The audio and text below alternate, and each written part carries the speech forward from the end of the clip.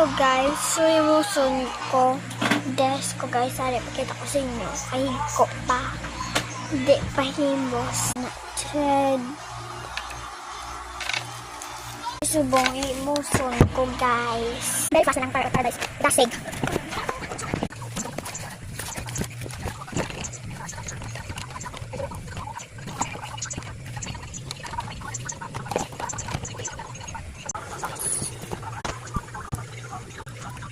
tapos na ko maghimos yung desk ko guys. So pagkita ko sa inyo kung ano ang kalinis.